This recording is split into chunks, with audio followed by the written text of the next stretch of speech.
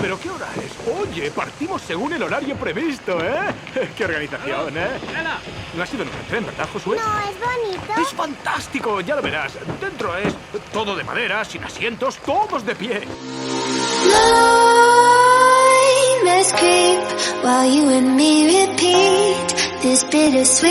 Seamos sinceros, el número de palancas que los padres podemos activar para hacer frente a la enfermedad no parecen ser muchas. Un porcentaje alto de la curación radica, por un lado, en la habilidad de los doctores para diagnosticar correctamente la enfermedad y por otro, en la efectividad de los tratamientos acordes a ese diagnóstico. ¿Significa esto que los padres tenemos que permanecer en un papel de sufridores, como decíamos en el vídeo inicial? No, en absoluto. Ya hemos comentado en capítulos anteriores, como el del tsunami del cambio, que el paciente, ante la cantidad de cambios que está sufriendo, tiene escasas referencias sólidas a las que agarrarse. Recordemos la sensación de irrealidad que teníamos todos ante el coronavirus. Y por ello tiende a fijarse en lo poco que no ha cambiado en su entorno y en su vida, como son su familia y sus amigos.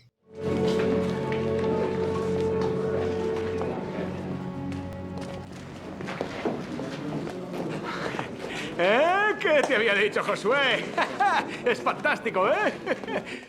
Consecuentemente, la mayor parte de las veces, la actitud de su familia y de sus amigos ante la enfermedad acaba siendo su actitud. De esta forma, tenemos en nuestras manos un arma muy poderosa, que es el cómo nos enfrentamos a la enfermedad. Cada día leeremos la clasificación por aquel altavoz de allí. Al último clasificado le colgaremos un cartel en el que dirá asno aquí, en la espalda. Para enfrentarnos a esta o a cualquier otra enfermedad es necesario contar con una actitud positiva.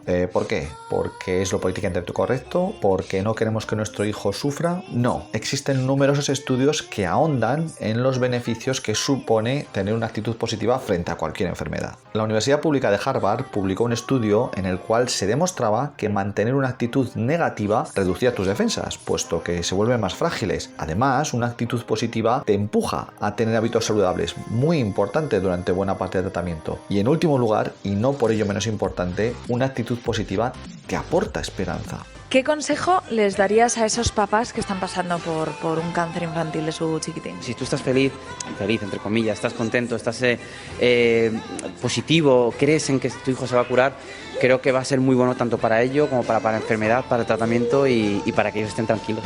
A principios del siglo pasado, el psicólogo Emile Coué desarrolló un método propio que hoy conocemos con el nombre de psicoterapia, que incluía métodos de curación basados en la autosugestión y en la hipnosis. Años más tarde, el doctor Madan Kataria desarrollaba otro método denominado risoterapia, en el cual volvía a conectar el mundo mental con el mundo físico. Obviamente, no podemos irnos al extremo de pensar que todas nuestras dolencias se van a curar en base a tener un buen ánimo o una buena actitud. Lo que me ha enseñado es que hay que estar... Él ha estado malo un día, todos los demás contento, jugando, ha pasado sus momentos, pero... el convencimiento de que saldrá bien. Como yo decía, las malas noticias vienen solas. Hoy estamos bien, pues estamos bien. Sin medicina, sin tratamiento, sin trasplante, no habría llegado a ningún sitio, pero la mitad hay que transmitirlo. Entre los beneficios de la actitud positiva tendríamos, en primer lugar, las personas pesimistas tienen periodos de convalecencia más largos, basado principalmente en la fragilidad de las defensas que hemos comentado en el punto anterior. Proporcionar un ambiente agradable y positivo, libre de tensiones, potencia nuestra capacidad de adaptación a nivel personal, aspecto muy importante durante la etapa del tsunami de cambios. Una actitud positiva puede evitar, sobre todo en adolescentes, un trastorno de somatización de las emociones, aspecto que puede empeorar sus condiciones físicas. La importancia de la actitud de los progenitores frente a la enfermedad se ve reflejada en el siguiente dato. Hasta un 23% de los supervivientes de cáncer pediátrico llegan a desarrollar un estrés postraumático tiempo después de haberse curado, según un estudio desarrollado por el Instituto Universitario de la Familia de la Universidad Pontificia Comillas de Madrid.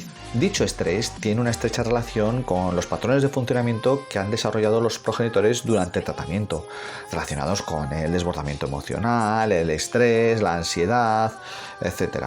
No obstante, mantener esta actitud, esta filosofía, este tesoro, no es nada fácil, sobre todo al principio, cuando existe una alta dosis de incertidumbre acerca de lo que va a ocurrir en el futuro. Basta, papá, quiero ir a casa. ¿Ahora? Sí, ahora. pero ahora llueve, ¿no lo ves? Te pondrás a 40 de fiebre. No me importa, vamos.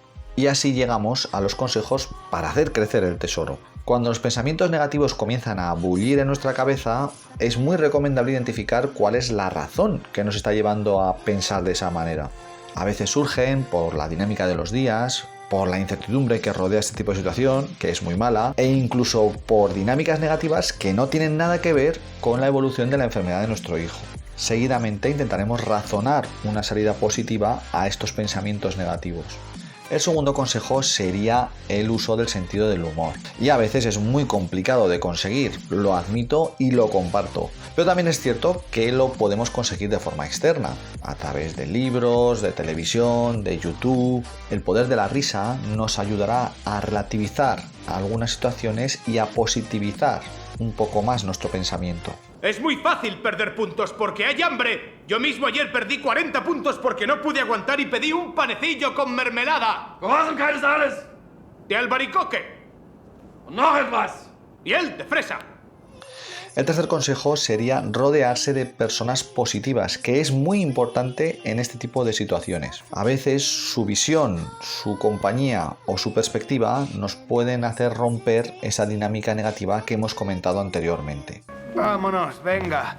Vamos primeros, pero si quieres irte, nos vamos. Vamos primero. Sí, vamos primeros, ya te lo he dicho. Por supuesto, pero aún así vamos a retirarnos. Josué, vamos. ¡Vamos! Está lloviendo y me subirá la fiebre a 40.